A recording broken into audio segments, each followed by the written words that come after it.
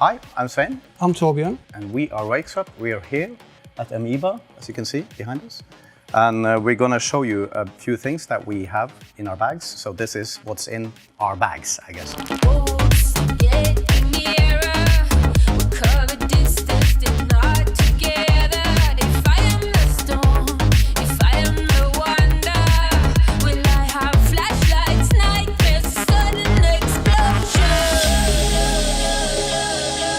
Who would like to start today?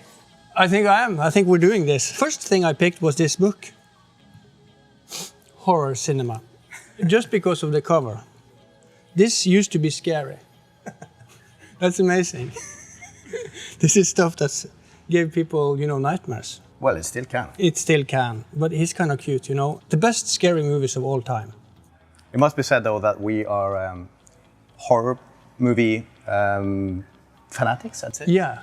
Alongside making music when we were kids, watching horror movies was one of the things we did. And making. And making horror movies as well. You made horror movies. Yeah. We made splatter movies with very, very low fire effects, must be said. So for anyone who is familiar with our music, that does not tie in at all with what we do musically. So there we go, we're just all over the place. Which brings me to my first item, which would be Jacob's ladder.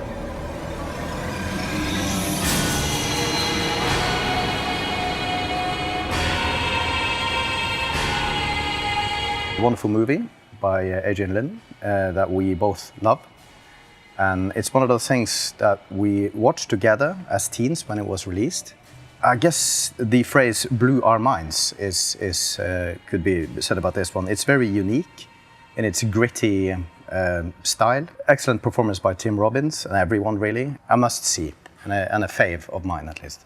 And truly scary as well. And truly scary.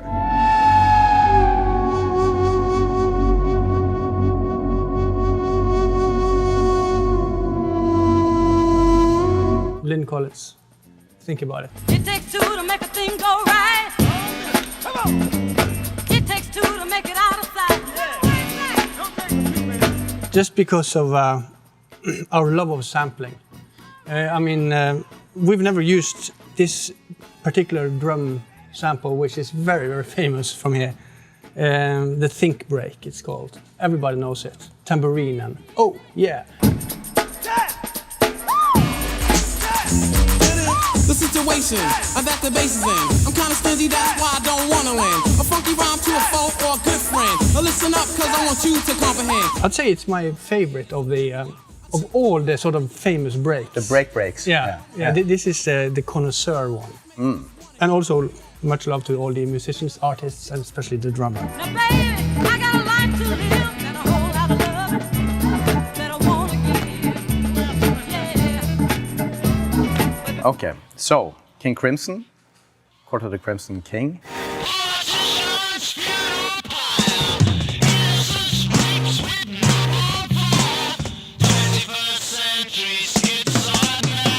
We do have a bit of elements of progressive rock in our music, so we just went straight to one of the holy grails within progressive rock, or prog rock as it were. The reason why I picked this right now was because it was standing on a shelf and this cover art is just shouting at me.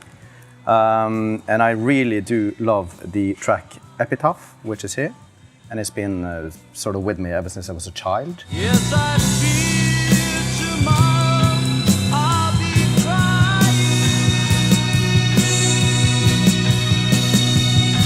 Possibly the reason why I even got into progressive rock, I think, as a young man. And the mellotron strings, which is very prominent here, is something that we use frequently in our music still. Yeah. And it's a sound that we, or instrument rather, that we really love. So whenever we hear a track with mellotron in it, it's a buy, it's a purchase. I Talk to the Wind must be mentioned, that is also a highlight, I think. Carried away, I talk to the wind. I was just looking at this and I thought about Stanley Kubrick and Arthur C. Clarke.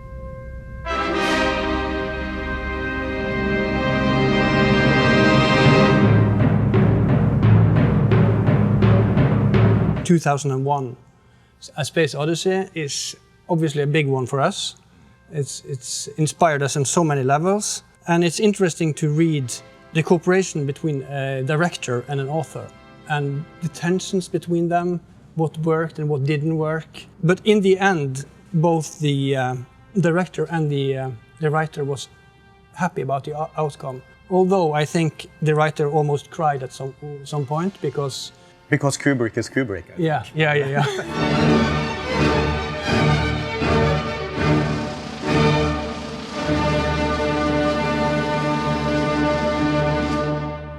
And this has also been made by Stanley Kubrick into a movie.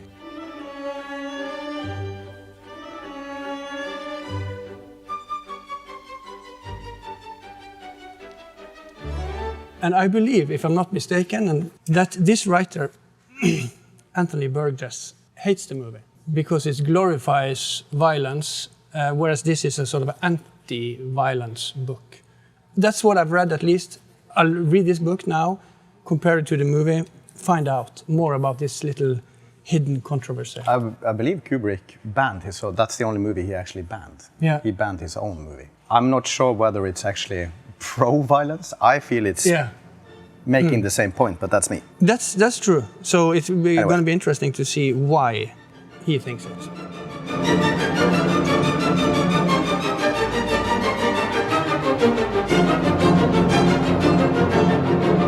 Hieronymus Bosch, probably not how he would pronounce it. Again, the Dutch painter. So this is obviously art that is over 500 years old. Yeah. So OG guy here.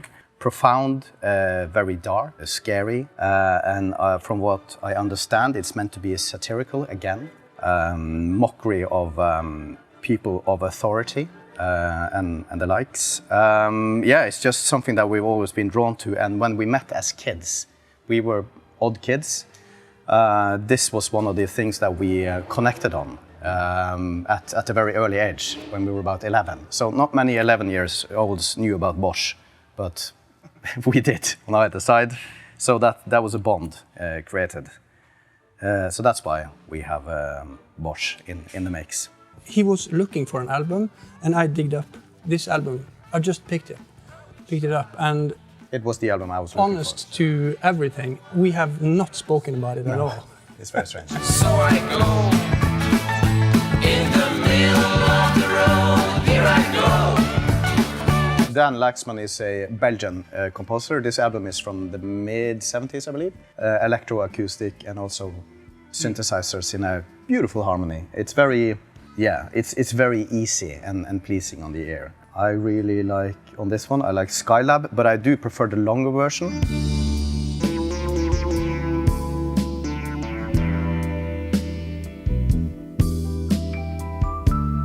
I thought about him. He's from the band Telex. A funny story about him and Florian Schneider from Kraftwerk.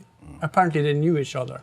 This is the story as I've been given it. One day he hasn't heard from Florian from Kraftwerk, just popping up at his house and asking him to produce a tune, which became Stop Plastic Pollution, which is sort of a rare side Kraftwerk thing that came out before Florian Schneider passed away. Please, I have a little piece of music for you.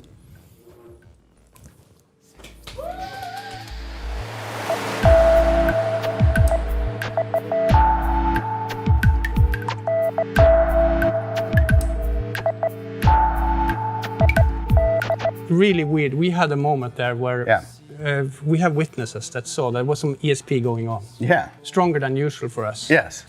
1 up, 11. I start to dream today the things you softly say. I'm gonna pull out this Mortal Coil. I didn't see the point. You didn't touch me. You didn't touch me. You didn't touch me. I was actually looking for the album called Blood, which is an album that Torbjørn and I profoundly love, that we listened to in our teens when we thought we knew how the world was pieced together. We still don't, but at least at that time we thought we knew. We got the second favorite, this Mortal Coil album, this one, which also features the immaculate Song to the Siren, as sung by Liz Fraser of Cocktail Twins. And I almost tear up thinking of it. Say to me, let me unfold you.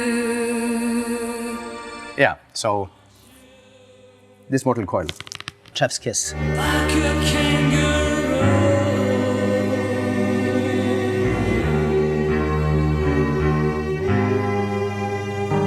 It was lovely having you in today. Thank you, thanks for having us. Thanks for having us. This was fun. And then it arrives.